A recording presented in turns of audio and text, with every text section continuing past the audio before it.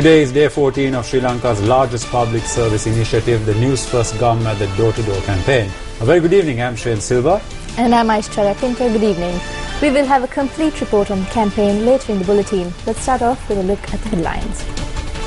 Trinity College, Kandy grants admission to the boy from Kuliapitia who was deprived of his right to education.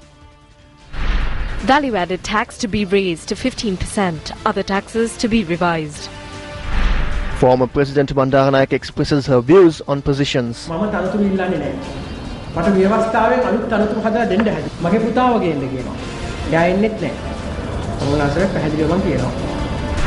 Azad Sali steps down as a central provincial councillor of the UNP. Angelo Matthews to captain the Sri Lankan team at the ICC World T20. Trinity College, Kandy has agreed to grant admission to the child from Kuliapitia who was deprived from the right to education due to a false rumour.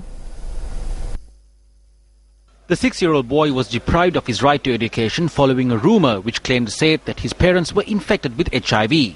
Due to this rumour, parents in a school in Kuliapitia began to withdraw their children from the school, and this resulted in this child from losing his right to education.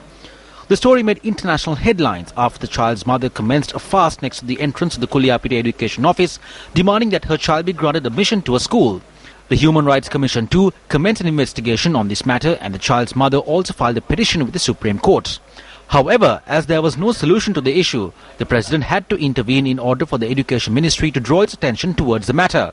Following a discussion between the Ministry of Education and Trinity College, Kandy, Trinity College agreed to grant admission to the child. In addition, Trinity College would fund the child's entire education. The Ministry of Education has offered to make arrangements so that the child's mother can also move to Kandy and be with her child, and that both can begin a new life in the city. On to another story that made the headlines tonight. Now, making a special statement in Parliament today, Prime Minister Ranil Wickremesinghe proposed to increase the value-added tax of VAT to 15%. The Prime Minister was speaking on introducing new taxes and revising existing taxes. Prime Minister Ranil Wickremesinghe today briefed Parliament on Sri Lanka's position in the face of the global economy. When the 2016 budget was being prepared, not all information on the country's debt was recorded. Many information was concealed. It was only in December that we were able to create a record on the government debt. At the end of 2015, the government's debt burden was 8,475 billion rupees. The debt which had to be repaid by state-owned enterprises have not been included in the state debt. This debt amounts to 1,442 billion rupees. Due to the economic mismanagement of the Rajapaksa regime, the country is in a debt trap of 9.5 trillion rupees. If we arise from this dangerous situation we are in, we need to raise the income.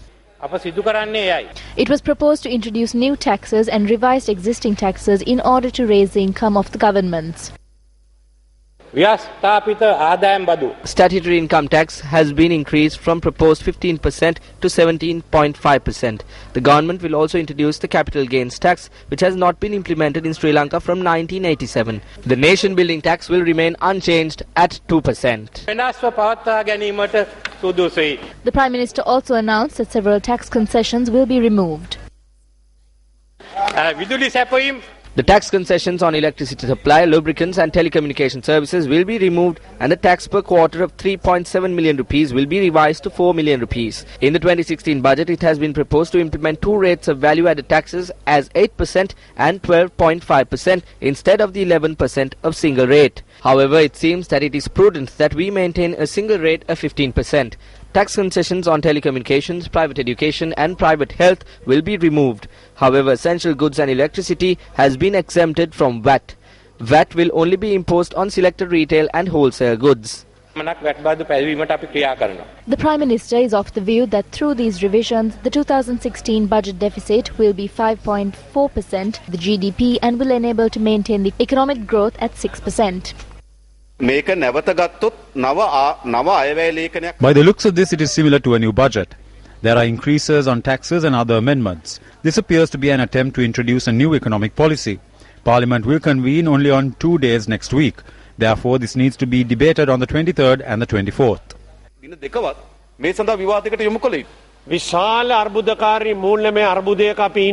We are facing a financial crisis. The Prime Minister did not comment on the IMF agreement.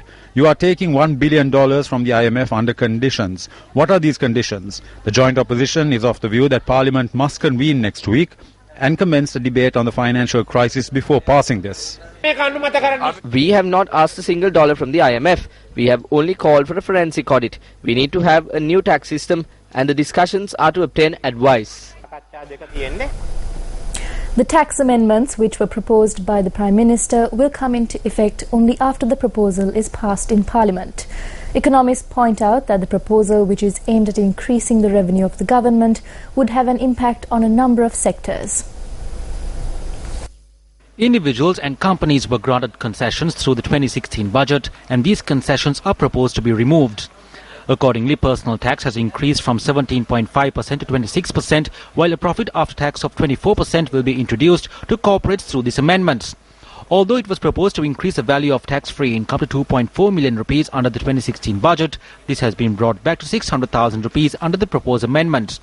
Accordingly, those earning in excess of 600,000 rupees per year will be liable to pay taxes. The capital gains tax that was previously removed from the sale of listed shares of the Colombo Stock Exchange will be re-implemented as well. Accordingly, capital gains from the sale of assets of immovable property such as houses and land will also fall under this tax. In the meantime, the nation building tax will come into effect in respect of the supply of electricity, lubricants and telecommunication services.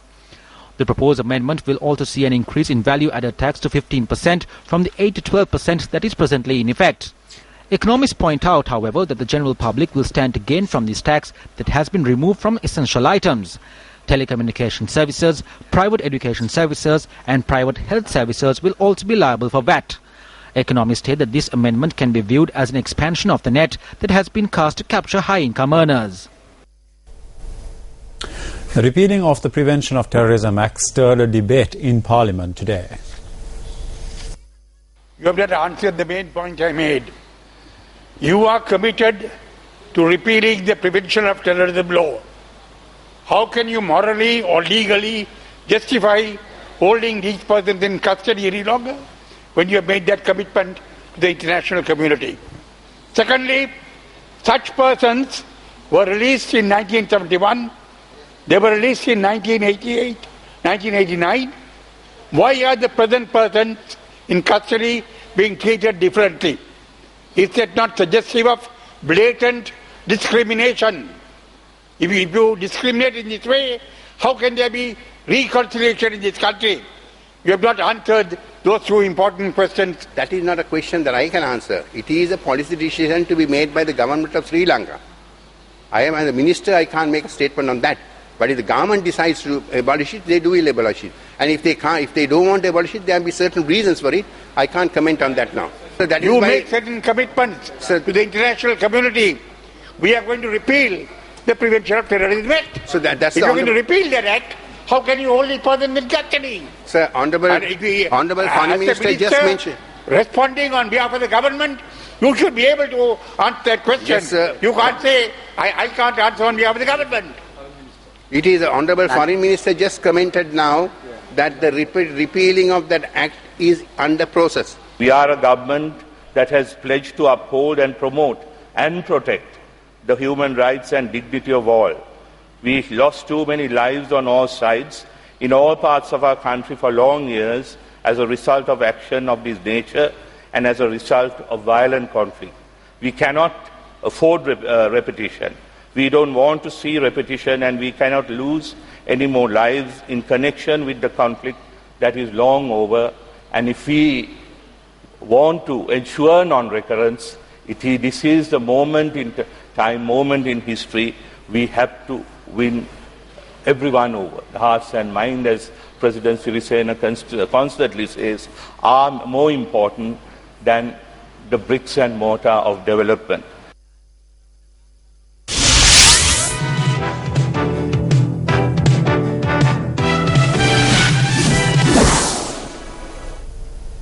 In breaking news tonight, Minister of Fisheries and Aquatic Resources Mahinda Amaraveera has been appointed as the General Secretary of the United People's Freedom Alliance a short while ago.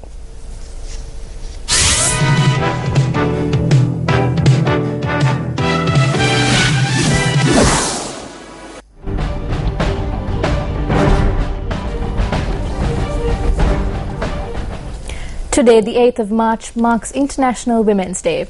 The national event to celebrate Women's Day was held at the Veerasinghe Playground in Ampara under the auspices of President Maithripala Sirisena. The national program was organised under the theme Strengthening Women for a Sustainable Future. Persons who have no spiritual understanding do not understand the importance and the value of the women, mothers and the expatriate workers. Do women face only domestic abuse? They face abuse at work, be it the state or private sector. If true humanity, love, compassion lies with the woman, shouldn't the woman be protected and made secure? Shouldn't we address the grievances and the issues faced by the women? The new government is committed to protect women and children and safeguarding them. Minister of Women and Child Affairs Chandrika presented a special memento to the President to mark International Women's Day 2016. The President also symbolically handed over certificates of loans to 5 small and medium women entrepreneurs in Ampara district. The President similarly symbolically handed over title deeds to 4 women, marking the project to hand over houses to widows and female-headed households by the Ministry of Housing.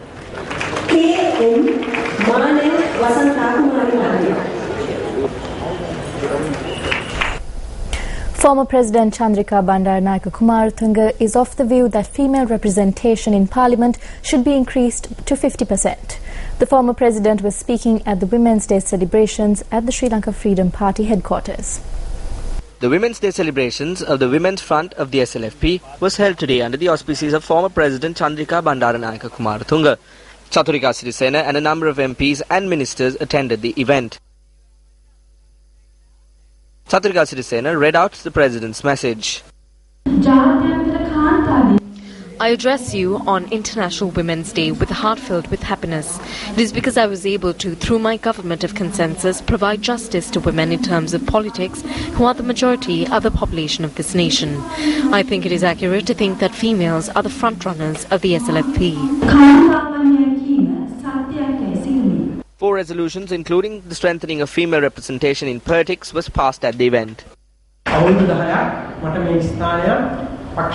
10 years, I was barred from this place in the party. Everything was banned in an unofficial manner. Not a single woman here came forward to speak to me because of fear. If they did speak, the next day they would get a call from the top. Everyone would tremble. That era is now over. The government would greatly benefit if women are incorporated to the administration. When that is about to be passed, a group in the opposition is against it. They spoke in unaccepted ways and attempted to defeat it, but it was passed. 25% is not enough. We need 50%. This is the start. The former president expressed views about her son as well. I do not ask for positions. They tried to constitutionally create a position for me. They said, bring my son. He will not come too. I say this very clearly. I am against the fact that nepotism should be in the country.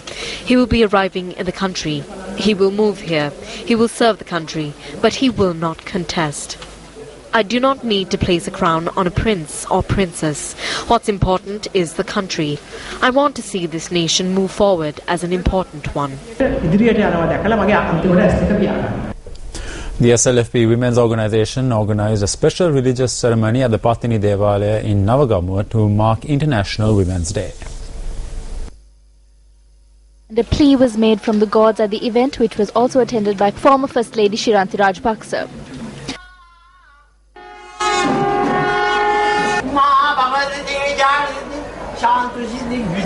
Women carry a colossal burden. Persons who came to power to detoxify the nation are selling the rice for beer. The underworld controls the streets and have grown in power to the level where people are murdered on the streets. The women in the country are in shock. We have come here to seek the blessings to drive away this government. The News First Gum at the Door-to-Door campaign is Sri Lanka's largest public service initiative. Today, the News First team came across a remote village where many of those living there are suffering from cancer. A group of persons living in between the two national parks and several villagers with simply one request from the authorities: access to clean drinking water. Today was day 14 of the campaign, which is supported by the University of Peradeniya. Gum at the Door-to-Door, a national public service initiative.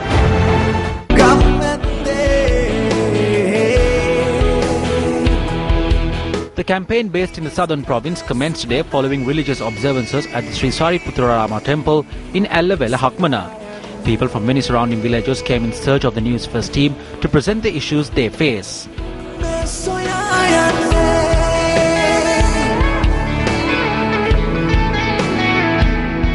One sub-team visited the villages of Uvarahena, Sudugalhena, Aluthen and Kaluwela Katia. The road system of these villages is also at a very poor standard. The village of Allavela is home to 226 families whose main occupation is cinnamon production. However, a majority of the villagers are battling cancer. Many of them suffer from various forms of cancer, including oral cancer and breast cancer. Gamage Gunapala, living east of Allavela, is suffering from oral cancer. H.A. Podimahatya, a father of 3 young children, died of cancer 8 months ago. News First also came across a village where 3 members of a single family are suffering from cancer. Something very tragic caught our attention in our journey today. I have with me a mother and her daughter. Now let us now inquire into what their problem. මොකක්ද මේ ඔයාට වැළඳලා තියෙන මේ රෝගය? රෝගය. කොච්චර කාලයක් වෙනවද? 25ක් වෙනවා. This is Bilindu Hami. She says that she has cancer for over 25 years.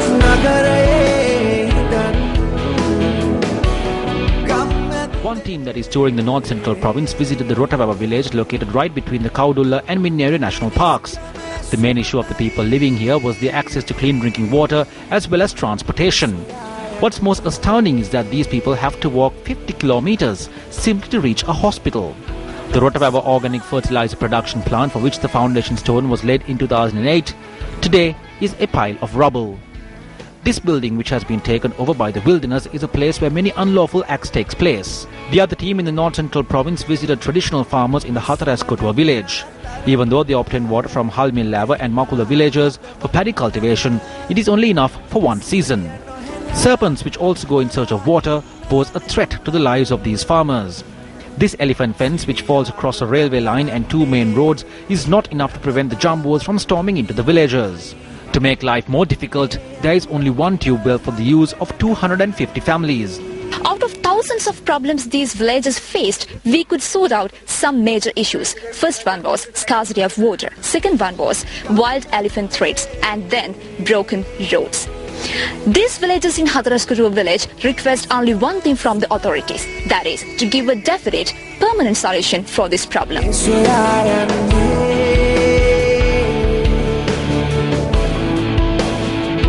The News First team based in the north commenced their journey from the Alankulam village in Vaunia. There are over 50 war-torn families living in this village. The main issue that they face is the constant threat of wild elephants, lack of a proper road system and poverty. These 13 little children who we came across received their education under the most harshest conditions. We spoke to the Grama Seva officer as well as the Samurti development officer here, and they told us something interesting. They said that by virtue of circular, every month they are supposed to have a village child rights monitoring committee as well as a child club meeting.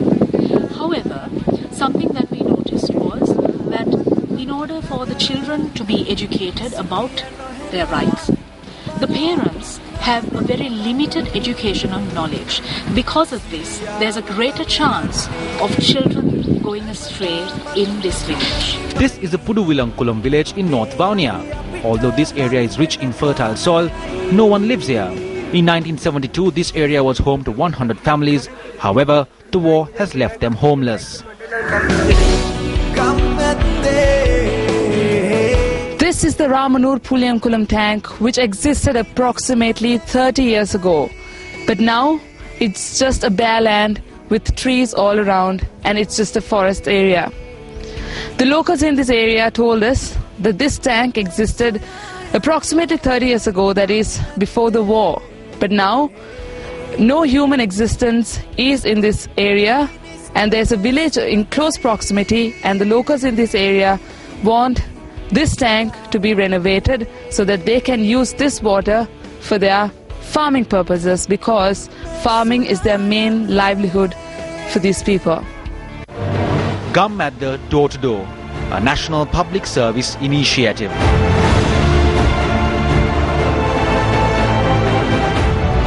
Unparalleled island-wide campaign, Gum Up the Door-to-Door. Newsfirst, Sri Lanka's largest and most influential news provider, together with the University of Peradeniya, takes the unprecedented step. Walking from home to home, asking people this one simple question: what would make your life better? From the 24th of February to the 18th of March, covering all 25 districts, ensuring the very last home in each village is covered. A revolutionary campaign with one aim: giving a voice to the voiceless. The Minister of Sports appointed Aravinda De Silva to head the Sri Lanka cricket selectors in a major overhaul ahead of the ICC World T20. He has been joined by the recently retired cricket captain Kumar Sangakkara, his 1996 World Cup winning teammate Romesh Kalwitarana, Lalit Kaluperuma and Ranjit Madhurasinghe. A decision was made by SLC, and they informed me that there were issues with the selection committee and recommended that a new committee be appointed. They held discussions and made recommendations, and we reached a decision. We created a small group, and they will function until the 30th of April.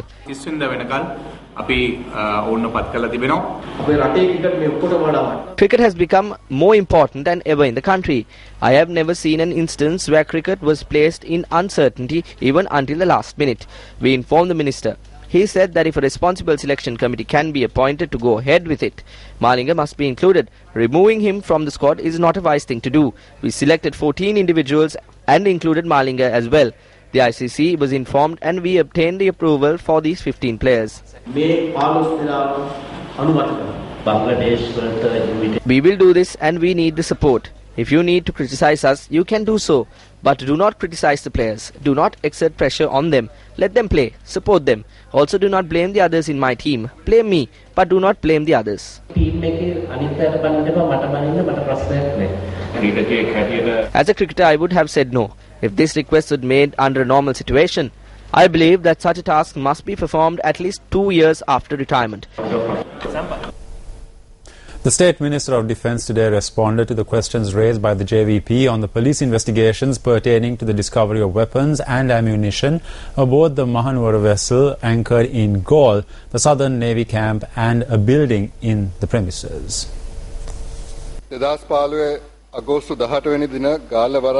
We have not been informed of an inspection by the Galle Harbour Police on the 18th of August 2015. Please consult the Criminal Investigations Department through the Ministry of Law and Order and Southern Development. If you refer this question to Minister Sagala Ratnayaka, you will be able to obtain an answer. The Minister only gave an answer to half the question, and he requests us to refer the remaining question to Minister Sagala Ratnayaka.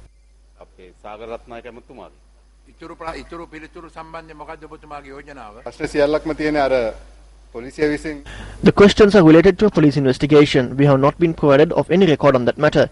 It is Minister Sagala Ratnayaka who can provide answers to that.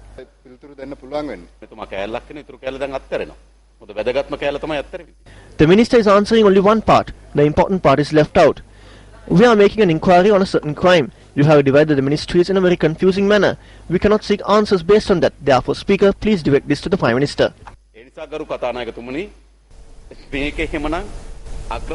UPFA MP Udaya Gamanpila raised a question on avant-garde in Parliament today. Is there any enforced agreement between the government and avant-garde? As far as I am aware, we have no agreement with avant-garde. Avant-garde. Is the Ministry of Defence conducting investigation or taking any action against Avantgarde? The investigations were handed over to the police and the police is conducting investigations.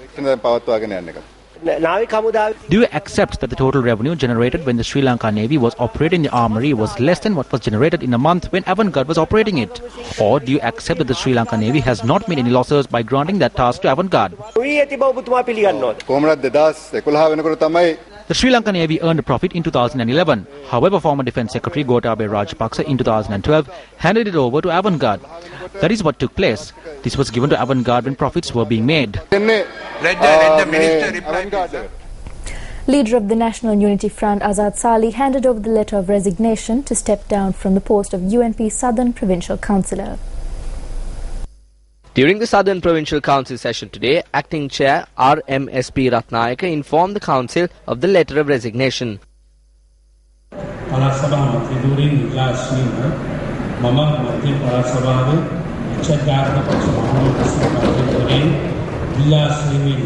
In a letter to the General Secretary of the Southern Provincial Council, Sarath Premawansa, Azad Sali notes that he informed UNP leader Ranil Wickremesinghe over the resignation in a letter dated the 30th of January.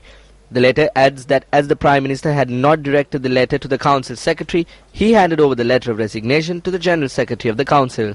Following the Council session, the Acting Chair of the Council, convening a media briefing, commented on the letter of resignation. According to the laws of the Provincial Councils and the Acts, what can be accepted is a letter that is presented to the Chairman. Therefore, we cannot accept that he resigned as a Councillor.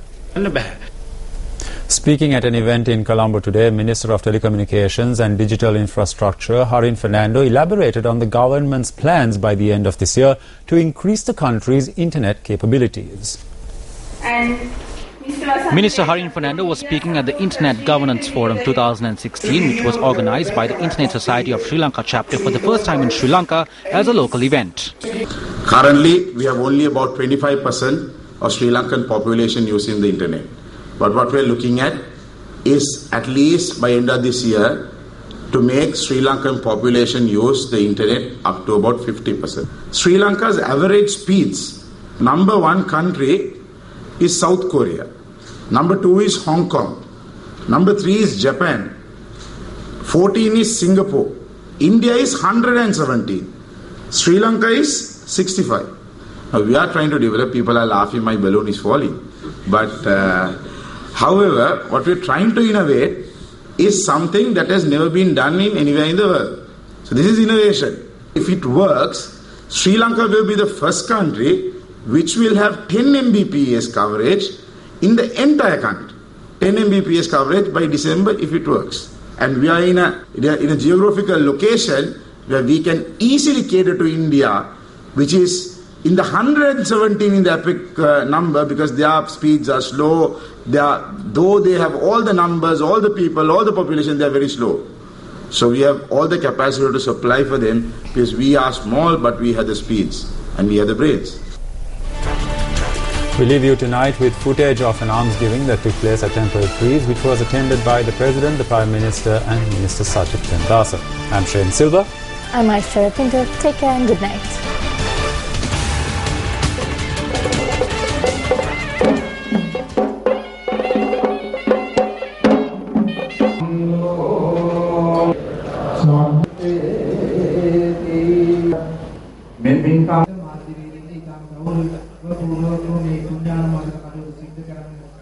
ජීවිත බැවින් විනිශ්චානීය ඉවත් වෙන